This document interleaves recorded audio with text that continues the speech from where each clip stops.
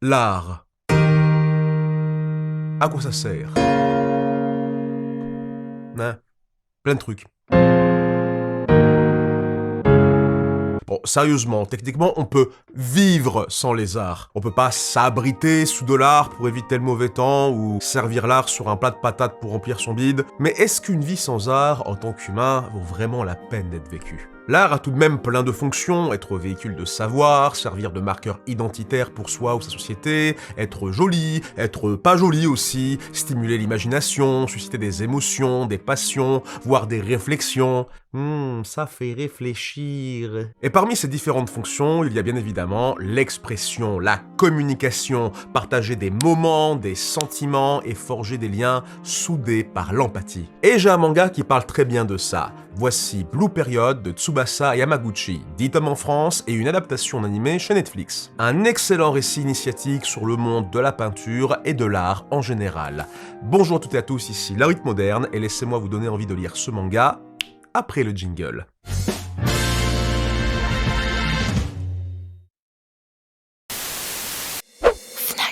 Bonjour à toutes et à tous, ici La Rythme Moderne et on va parler de Bofuri chez Mana Books.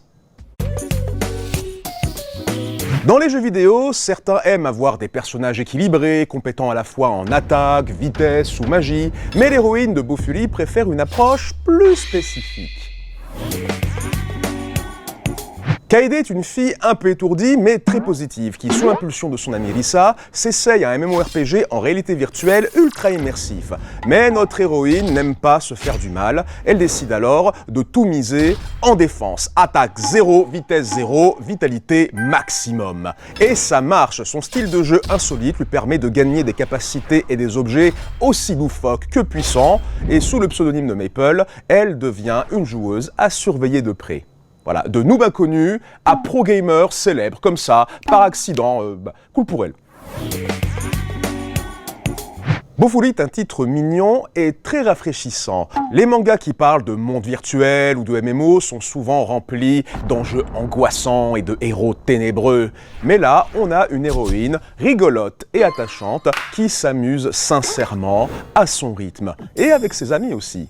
Parce qu'elle n'est pas venue pour souffrir, elle est venue pour le plaisir. De ce fait, Bofuri fait plaisir à lire. Fnac.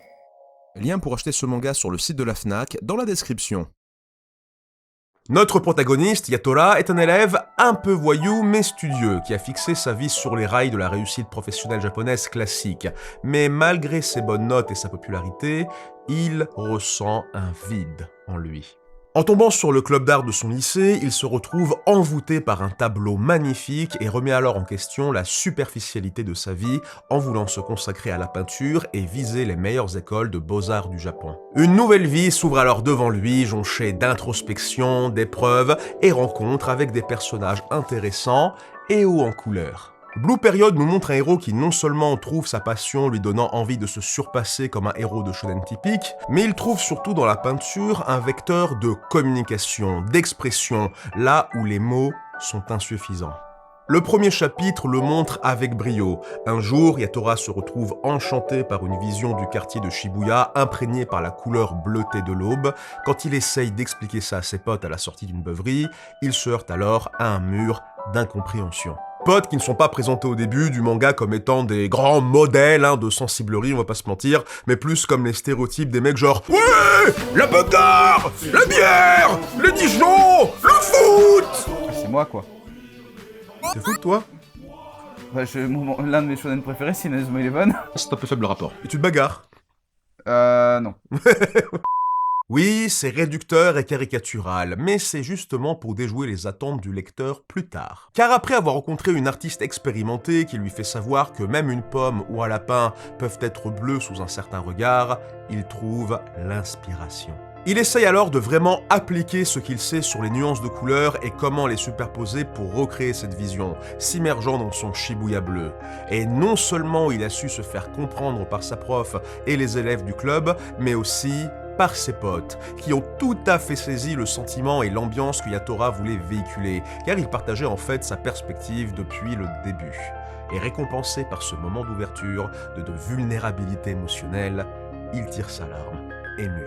C'est un moment absolument magique. En tant que créatif moi-même, ça m'a beaucoup parlé, et je vous l'assure, des moments comme ça, dans ce manga, il y en a plein. En plus d'apprendre plein de choses sur le monde de la peinture et des beaux-arts japonais, vous vivrez une belle aventure émotionnelle sur des personnages qui cherchent à se comprendre eux-mêmes, ainsi que les autres. Car une des nombreuses vertus de l'art, c'est non seulement matérialiser son ressenti et ses points de vue, mais aussi d'avoir accès à ceux des autres. Il n'y a pas meilleur symbole pour ça que la relation entre Yatora et Yuka, un garçon queer attiré par les hommes et aimant s'habiller et se sentir belle comme une femme.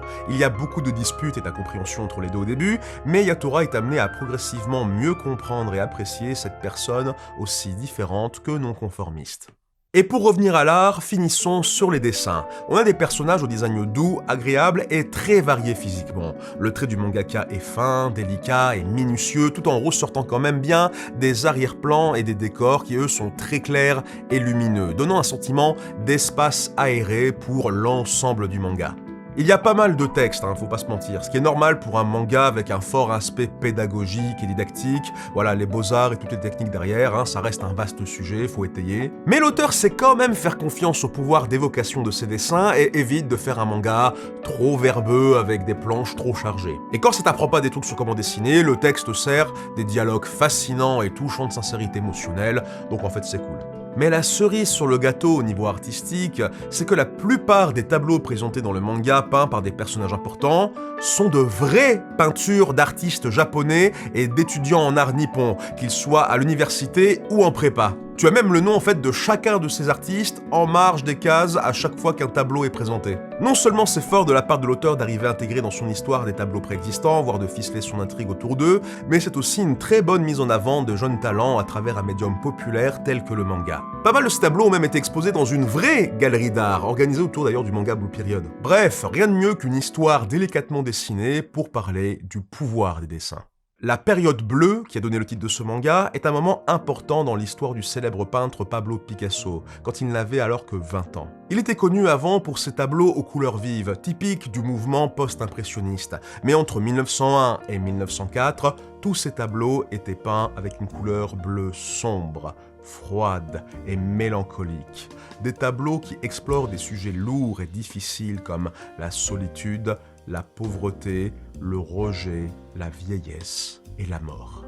En plus de le démarquer visuellement de ses contemporains de façon radicale, la période bleue fut un moment d'introspection émotionnelle important pour Picasso. Ce dernier, déjà affligé par la vie difficile de jeune artiste précaire, fut bouleversé par la mort de son ami Casagemas. Le site du musée Picasso de Paris affirme que Casagemas, dépressif, s'est suicidé d'un coup de pistolet dans un café parisien, à la suite d'un amour malheureux. Picasso a peint alors le portrait de son ami, reposant dans son cercueil, en diverses nuances de bleu. Il est agréable de penser que Picasso a réussi à extérioriser ses sentiments à la face du monde et toucher à terme l'âme de nombreuses personnes qui ont compris sa perspective et son ressenti. Ça restait une période très dure pour lui, mais la période bleue laissa place, en 1905, à la période rose. Inspiré par le sentiment qu'il a éprouvé pour sa première compagne, Fernande Olivier, Picasso remplaça le bleu par les teintes rosées et rougeâtres, mettant de côté des sujets comme la solitude, la misère et la mort, pour peindre à la place l'amour, la joie, et les clowns. Certes, fort bien. On dit beaucoup de bien de Picasso là dans cette vidéo, bon c'est un être humain complexe, il a fait des trucs bien, il a fait des trucs mal, il y a même une vidéo qui s'appelle Picasso cette grosse merde par Manon Bril je crois, je l'ai pas vu mais Mathias il dit que c'est bien. C'est très bien, oui, allez la voir, je vous en prie. D'accord, c'était la recommandation de Mathias. Ouais. Faites-lui confiance, moi je sais pas. Relations toxiques, misogynes, pédocriminalité, sauvage et violent, viol, il se met à la frapper, parfois jusqu'à la perte de connaissance. C'est un être humain complexe. Et à la lumière de tous ces éléments, on comprend beaucoup mieux pourquoi le titre de ce manga est précisément Blue Period. Ce nom lui va ravir en fait. Parce que ce manga arrive à dépeindre avec justesse et pluralité ce que c'est d'être jeune, d'être un artiste, d'avoir des sentiments qu'on comprend pas, de pas comprendre les sentiments des autres, de se sentir médiocre, blessé, stagnant et inadéquat, mais de quand même essayer.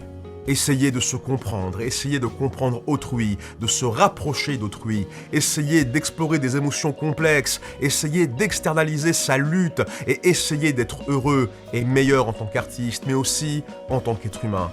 Et c'est pour ça que je vous invite à lire Blue Period, L'animé est très chouette aussi, hein, regardez-le, mais pensez aussi à lire Blue Period.